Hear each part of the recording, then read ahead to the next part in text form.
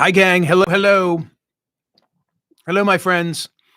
It's the 25th of October, 2025, and I want to begin today with a very special greeting to a very special daily viewer, and that is my mom. Happy birthday, Mom. Happy birthday with lots of love. I'm 63. I think at this point, I should probably be able to just say, and here's how old Mom is, but she still probably wouldn't want me to tell you. But if I'm 63 and Mom had me in the normal course of events, then you can do the math, right? It's a milestone. It's a milestone, and I can't wait to celebrate with my mom and my family today. My mother's one of 11. My mother's mom, my grandmother, my maternal grandmother, we used to say was from Yugoslavia. Now we would say from Montenegro and be more precise. It's really an amazing story. I love my family story. I love genealogy. I know you love your family story.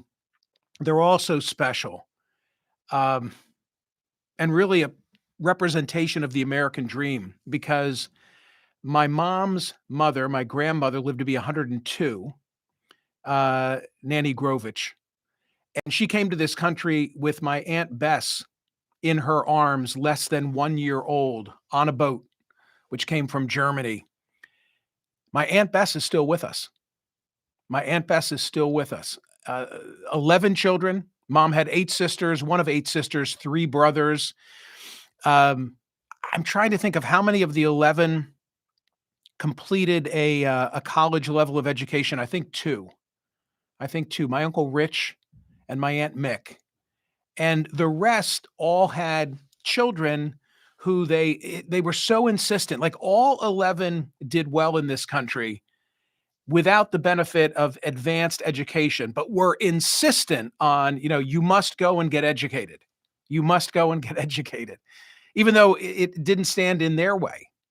And Mom was not an exception to that. My mother, by the way, the former Miss West Hazelton High. I love that story. I also love the story that like my mom was the Miss West Hazelton High in the coal regions of Pennsylvania, and I don't know if he was the prom king, but whatever they called it at the time, that they would pair the queen with. I guess the king was a guy named Moose Dunasevich. I just love that name. I wonder, did I put a Moose Dunasevich in Talk as one of my fictitious characters? I think that I did. I think that I did. Mom raised my brother and me uh, in suburban Philadelphia and was a stay-at-home mom, and then worked as a secretary for the county for the library system. Also worked for the school system on a unique sort of pilot project. But she found her she found her niche when I was in the 8th grade. All of a sudden, Pennsylvania was going to increase the amount of education that was required for a real estate license. And she had always thought of having her real estate license. And this was the impetus for her to finally go and get it, because if she didn't get it, it was going to require more credits. So Mom went to the Schlichter Kratz Real Estate Institute, which I think still exists. They were based in Lansdale, Pennsylvania at the time. And she took a series of courses so that she could get whatever the requisite credits were. And then came time to take the test. And I have a recollection, and she'd back me up on this. I was in the 8th grade at the time, and I remember following her around with the review book, asking her questions to get her ready for the real estate exam. And then came the day of the test, and she was so nervous that I don't think she'd mind me telling you this now.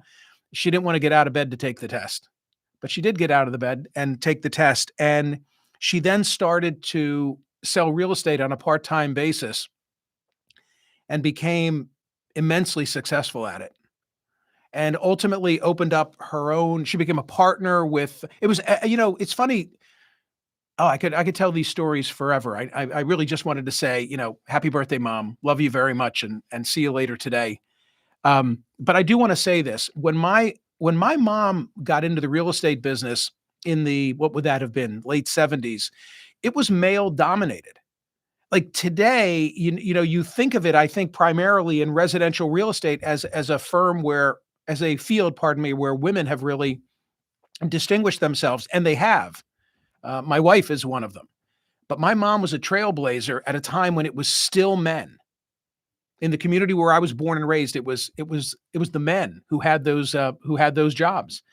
And she was able to, work her way into uh, that landscape and then become a partner with a guy who really had the most successful business in town, and then finally went out on her own and established her business and did very, very well under her own name, and then sold the business and was kind of going into a retirement mode years ago, and then decided no, she was going to come back. And when her non-compete was up, she opened up her office again and did it all over again. And I'll just tell you one thing. I'll just tell you one thing, and that is, I remember being young and being in the back of the car when I don't know why I was there, probably happenstance, serendipity, but I tagged along as she was showing a young couple a home. And this I'll never forget. And when she was first getting started, they loved the house.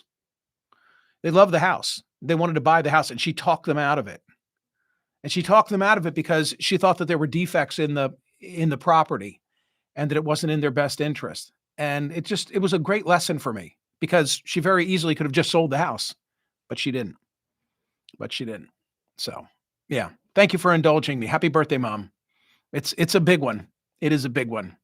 So, I'm fortunate. I'm really fortunate.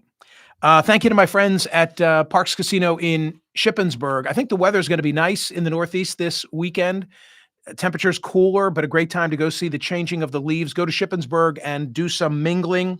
You can get lucky in no time off Interstate 81, exit 29, 45 minutes from the state capitol. Close to you if you are in Hagerstown, Maryland, Martinburg, West Virginia, the nearby Pennsylvania towns of Chambersburg, Carlisle, and Greencastle. They've got all sorts of things going on. Parks Casino Shippensburg celebrating military veterans every Monday. And then every Tuesday, it's the Parks Casino 50% golden discount. They've got music on Wednesday, live music at 6 p.m. in the Liberty Bar and Grill at Parks Casino in Shippensburg. So go and mingle in Shippensburg. Get in on all the action. It's parkscasino.com, PARXcasino.com. I'll see you at Parks soon if you are part of the Stories and Cigars with Smerconish night, which is coming up. Got to be 21. Gambling problem, call 1-800-GAMBLER. One other preliminary note, if I may. Boy, a lot of preliminary notes today, huh? The Mingle episode 5 link is in the description here. If you've not yet watched my interview with Aiden Walker, I think it's terrific. He's an expert relative to memes and social media, 26-year-old guy, very smart. Met him when we were on Bill Maher together 3 or 4 weeks ago. Thrilled to have him for Mingle Project episode 5. The description, the link you can find right in the description for this episode. Okay, so poll question today focuses on the Democrats. Last Saturday on my CNN program, I assume you saw it, Eric Trump was my guest. He's published a book. It's the number one book in the country. And sure, I was going to interview him about his book, but I thought it was a great opportunity to offer advice to his father on the theory that he would carry it back or his dad would be watching. And the advice was to say, be the compromiser in chief. Exhibit here at home some of what you're doing abroad relative to the ceasefire in Gaza. We hope trying to finally solve this Russia-Ukraine situation and a number of other hotspots. The president, as I speak, is headed to China. Today, I'm turning my attention to the Democratic side of the aisle. There was a really remarkable New York Times editorial page analysis and advocacy for the Democrats that was published a couple of days ago. What's strange is I've yet to see it in the print edition. Every day I turn to the editorial page and I want to see it in the print edition because I thought if it came out today, I'd be able to hold it up on TV. But the way I'll begin the commentary today tells you pretty much everything you need to know. I'll start with the words too liberal, too judgmental, and too focused on cultural issues to be credible. Are those my words? They are not, but they could be my words because I believe each of those things applies to the Democratic Party. The fact that it's the New York Times making that case is what adds all the more impact, I think, to it. Because the Times is no fan of President Donald Trump. They view him as a threat to democracy, and yet they essentially published this clarion call, this warning, and said, hey, Democrats, you're going to blow it with an eye toward the midterm elections based on data and an analysis of every one of the congressional races from the last cycle. The Times determined that the candidates who fare the best in swing states and swing districts are the moderates, and that the future of the party is not in casting their lot with the Bernies or the AOCs or the Zohran Mamdanis, because they just don't have sufficient universal appeal. And instead, they've got to tack toward the center. I love that strategy for either party, and that's why I'm eager to give it amplification and to do so with Rahm Emanuel, the former congressman, the former chief of staff to President Obama, former ambassador to Japan, and of course, former mayor of Chicago. So from the Times analysis, there are two quotes that I played with to turn into a poll question. One of them was, and I was going to do an agree or disagree, and I ultimately did. One of my choices was agree or disagree that, quote, moving to the center would enable Democrats to confront him, Trump, more aggressively and effectively because voters would see them as credible. Do you believe that? I believe that. If Democrats would move to the center, they'd have more credibility with a greater number of voters and put themselves in a better position to confront Donald Trump. That was one of my choices. And then the second choice, which I ultimately went with for today's Saturday poll question, was this quote. Again, agree or disagree. The Times. If Democrats were willing to be less ideological, less beholden to views that many liberal activists, intellectuals, and donors genuinely hold, but that most Americans do not, they would have the opportunity to build the country's next governing majority. Do you agree with that? I certainly do.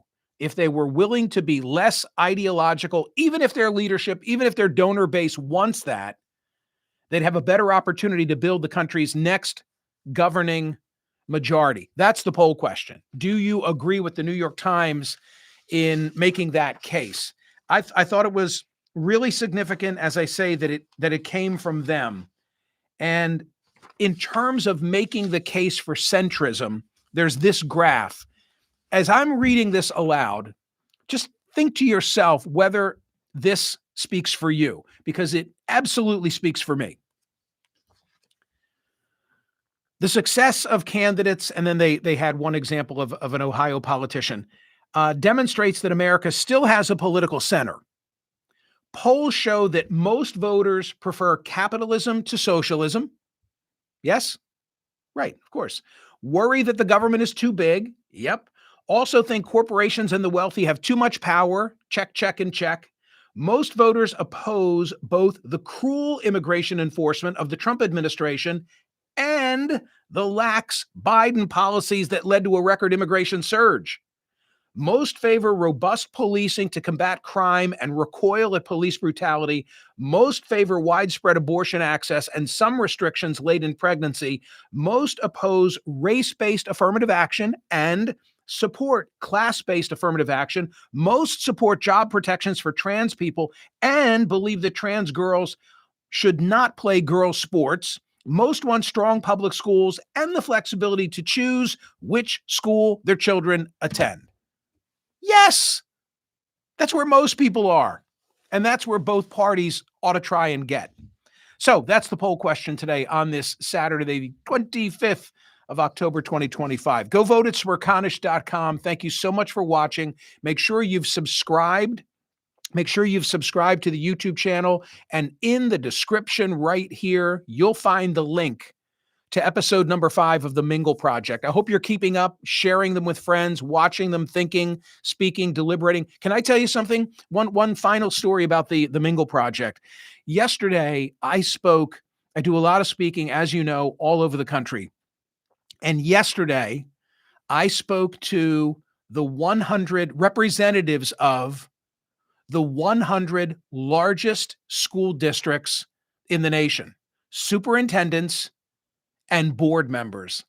And this is really telling, I've never had a more receptive audience for the Mingle Project than these educators. All the major school districts in the United States were in this ballroom with 1,000 people. And it would sound self-congratulatory if I told you the comments that they offered to me. Suffice it to say, they get it. They get it. And when I talked about bus number 5 and the lessons of bus number 5 and kids today and what we need to do to establish common experience, I've never seen so much head shaking in affirmation as was in that room yesterday.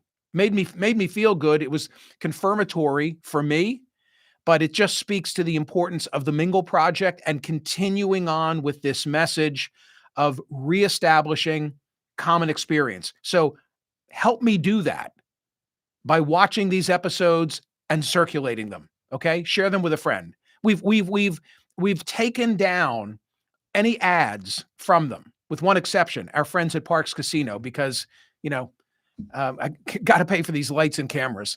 But there's no monetization, so there's no interruption.